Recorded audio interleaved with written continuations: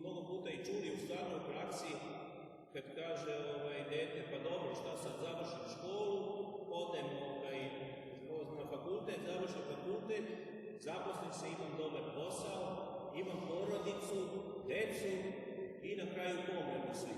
I šta onda? I onda se ljudi koji postavljaju takve ciljeve koji su ovozemaljski, onda su matirani i onda kažu, evo, to je to. I sad dete normalno koje je čisto i koje traži pomoću, a ne zna gde je pomoća i ne zna šta je pomoća, nije zadovoljna tim odgovorom. I sad ako uspe da pronađe Hrista u toku svoga života, uspeće da nađe odgovore, a ako ne, izrašće od čoveka koji će opet biti, kako da kažem, podređen tim ciljevima koji se na kraju završavaju u grobu. I nažalost, kažu i mi, mnogi od nas koji se nazivamo pravoslavnima, ne verujemo uopšte u vaskrsenje iz mrtvih, to niko drazno, to slavimo slave, a recimo uglavnom slavimo svetitelje, ne kažem da ne pričamo o anđelima, svetitelje koji su bili, evo kao Sergij Rako, znači ljudi od krvi i mesa, kao i mi što smo, i koji su ubijeni, njih dvojica na vrlo svirep i surov način, i mnogi svetitelji ubijeni su i mi ih danas slavimo kao slavu, a ako ne verujemo u vaskrsenje mrtvih, onda smo mi najbezumniji ljudi uopšte od svih ljudi u ovom svetu, ako ne verujemo u vaskrsenje mrtvih, onda mi slavimo mrtve ljude, neke mrtve ljude koji su pobijeni tamo, ne znam, pre 17 vekova. Tako da, jako je važno imati cilj, ali cilj koji vodi u život, cilj koji pobeđuje smrt. Jer jedni taj cilj ima svoje opravdanje, svaki drugi cilj je besmislen. Cilj meta je grob, svakog drugog cilja. Koliko god daleko da baci, koliko god daleko čovjek da se uznese, bilo čemu, u imanju, u parama, u znanju, u slavi, na kraju završava u grobu. I to je, eto su ti naši ciljevi, što kaže tamo u Pelu, kaže tamo, kaže da se skupa carevi i ništa. Znači sve jedno, kogod daje kako stanje, daje i duhovno, odnosno i materijalno i umno, on završava u grobu. Jedino onaj koji je sebe opredelio za carstvo nebesko, koji polako se uspinje lestvica ka carstvu nebeskom i odbacuje sve svoje zemaljsko, a to će trajati do same smrti, taj iskušenje, u stvari odbacivanja i prihvatanja, taj će moći da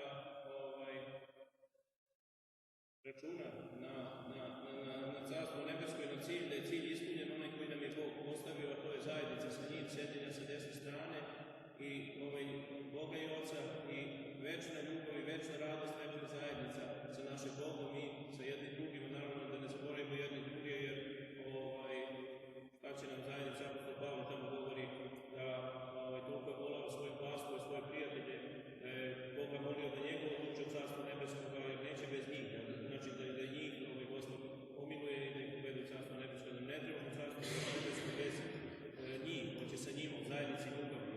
Čovjek je bio sam ljubav i trudio se u ljubavi, jednostavno, kako da kažem, ta ljubav bi bila nepotpuna, a ne bi bili oni koje je on voleo i za koje je želeo da bude sa njima u večnosti.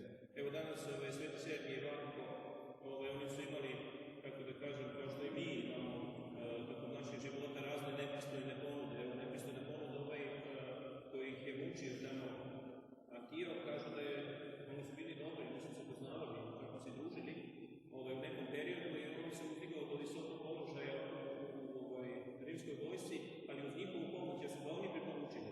Oni su ga progurali, da kažemo tako, bili su mu veza, govorimo o današnjem jezikom, oni su mu bili veza, međutim, jednostavno, vidite, njemu, bez obzira, on je sigurno upoznao i osjećao zahvalnost prema njima, ali više mu je bilo taj zemaljski cilj ili zemaljska počast, više mu je bila mila nego da je on, nego priča savesti koje bi mu rekli, daj čovječe, pa oni su mene udigli do ovog položaja, njihovom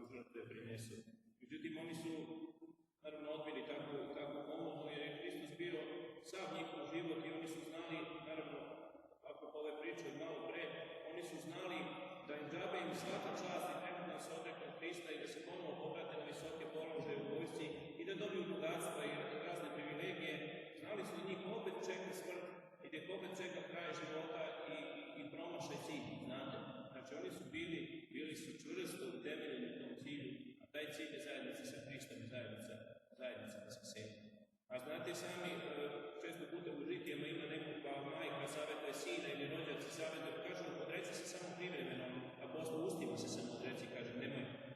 Pogledajte samo kako je apostol priznaje Hrista u sebi, što se kaže.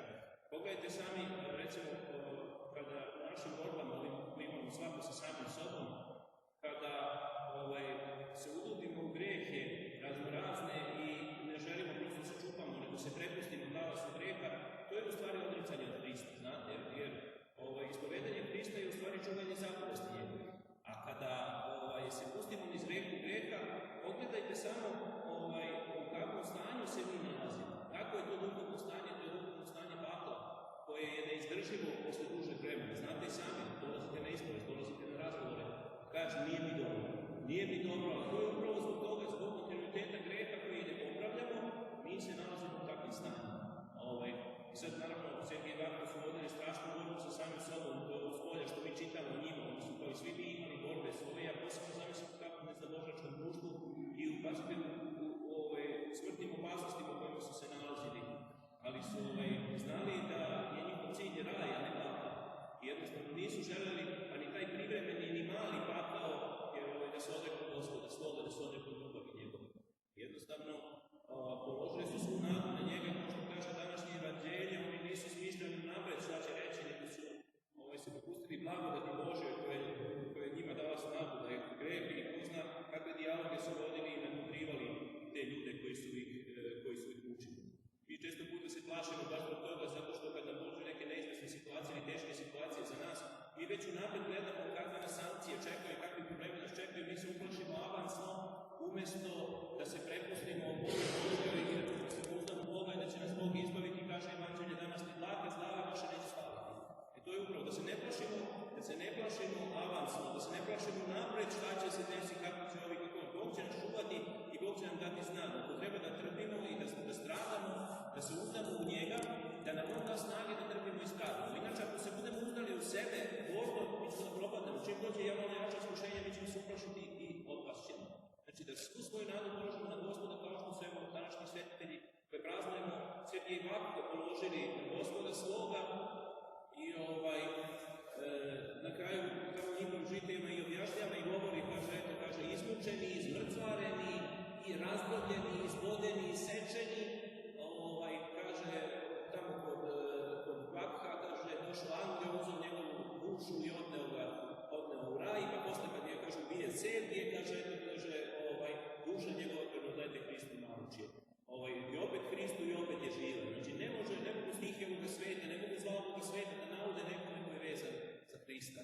I evo danas ih slavimo kao svetitelje Božje, danas kao krstne slave ih slavimo, prizivamo ih u pomoć.